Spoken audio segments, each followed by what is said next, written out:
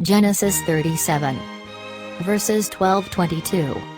Here is, the kind visit which Joseph, in obedience to his father's command, made to his brethren, who were feeding the flock at Shechem, many miles off. Some suggest that they went thither on purpose, expecting that Joseph would be sent to see them, and that then they should have an opportunity to do him a mischief.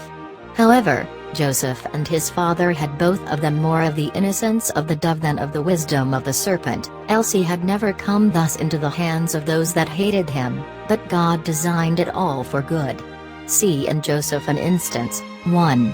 Of dutifulness to his father. Though he was his father's darling, yet he was made, and was willing to be, his father's servant. How readily does he wait his father's orders. Hiram, v. 13. Note, those children that are best beloved by their parents should be most obedient to their parents, and then their love is well bestowed and well returned. 2. Of kindness to his brethren. Though he knew they hated him and envied him, yet he made no objections against his father's commands, either from the distance of the place or the danger of the journey, but cheerfully embraced the opportunity of showing his respect to his brethren. Note, it is a very good lesson, though it is learned with difficulty and rarely practiced, to love those that hate us. If our relations do not their duty to us, yet we must not be wanting in our duty to them. This is thankworthy. Joseph was sent by his father to Shechem, to see whether his brethren were well there, and whether the country had not risen upon them and destroyed them, in revenge of their barbarous murder of the Shechemites some years before. But Joseph, not finding them there, went to Dothan, which showed that he undertook this journey, not only in obedience to his father, for then he might have returned when he missed them at Shechem, having done what his father told him, but out of love to his brethren, and therefore he sought diligently till he found them. Thus, let brotherly love continue, and let us give proofs of it. 2. The bloody and malicious plot of his brethren against him, who rendered good for evil, and, for his love, were his adversaries. Observe, 1. How deliberate they were in the contrivance of this mischief. When they saw him afar off, they conspired against him. v. 18. It was not in a heat, or upon a sudden provocation, that they thought to slay him, but from malice prepense, and in cold blood. Note, whosoever hateth his brother is a murderer, for he will be one if he have an opportunity. 1 Jan. 3:15. Malice is a most mischievous thing, and is in danger of making bloody work where it is harbored and indulged. The more there is of a project and contrivance in a sin, the worse it is. It is bad to do evil, but worse to devise it. 2. How cruel they were in their design, nothing less than his blood would satisfy them. Come, and let us slay him. v. 20. Note, the old enmity hunts for the precious life. It is the bloodthirsty that hate the upright. Prov. 29 hours 10 minutes, and it is the blood of the saints that the harlot is drunk with. 3. How scornfully they reproached him for his dreams. v. 19. This dreamer cometh, and, v. 20, we shall see what will become of his dreams.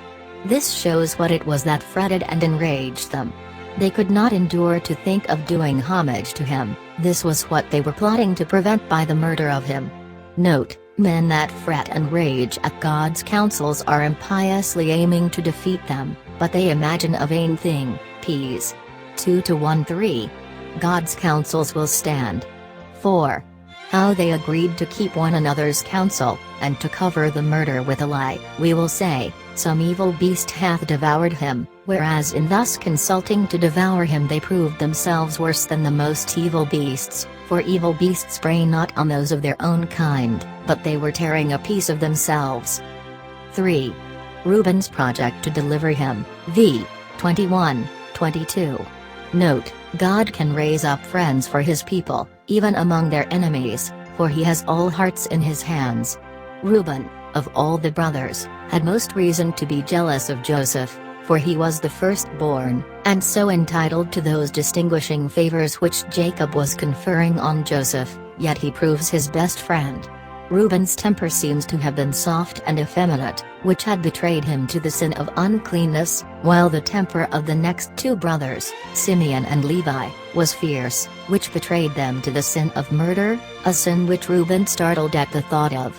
Note, our natural constitution should be guarded against those sins to which it is most inclinable, and improved, as Reuben's here, against those sins to which it is most averse. Reuben made a proposal which they thought would effectually answer their intention of destroying Joseph, and yet which he designed should answer his intention of rescuing Joseph out of their hands and restoring him to his father, probably hoping thereby to recover his father's favor, which he had lately lost. But God overruled all to serve his own purpose of making Joseph an instrument to save much people alive. Joseph was hero type of Christ. Though he was the beloved son of his father, and hated by a wicked world, yet the Father sent him out of his bosom to visit us in great humility and love. He came from heaven to earth, to seek and save us, yet then malicious plots were laid against him. He came to his own, and his own not only received him not, but consulted against him. This is the heir, came, let us kill him, crucify him, crucify him.